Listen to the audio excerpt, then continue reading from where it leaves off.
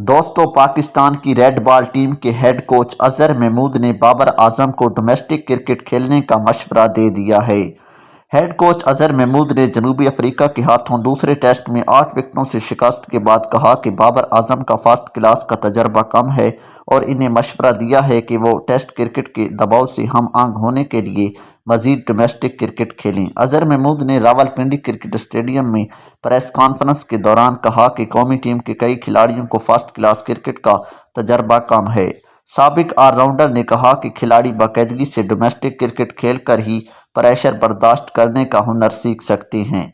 अजहर महमूद ने कहा कि अगर आप हमारे खिलाड़ियों को देखें, जैसे बाबर आजम या अब्दुल्ला शफीक, दोनों ने ज़्यादा फर्स्ट क्लास क्रिकेट नहीं खेली। अब्दुल्ला ने चंद मैचेस खेले हैं और बाबर ने भी ज़्यादा फर्स्ट क्लास या टेस्ट क्रिकेट नहीं खेली।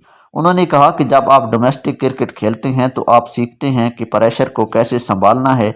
फिर जब आप इंटरनेशनल क्रिकेट में आते हैं तो बेहतर कारकर्दगी दिखाते हैं।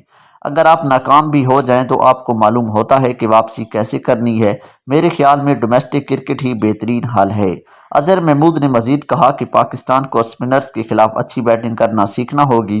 डोमेस्टिक क्रिकेट में भी स्पिनर्स के लिए साजगार पिचेस बनाना पड़ेंगी। इंटरनेशनल क्रिकेट में दिमागी तौर पर मजबूत होना चाहिए। याद रहे कि रावलपिंडी टेस्ट में जनूबी अफ्रीका ने बआसानी पाकिस्तान को 8 विकेटों से शिकस्त देकर सीरीज 1-1 से बराबर कर दी। दोस्तों, इसके बारे में आपकी क्या राय है? क्या अजहर महमूद ने बाबर आजम को ठीक मशवरा दिया है या गलत? कमेंट सेक्शन में ज़रूर बताएं। वीडियो को लाइक कर दें, चैनल को सब्सक्राइब कर दें। Thanks for watching.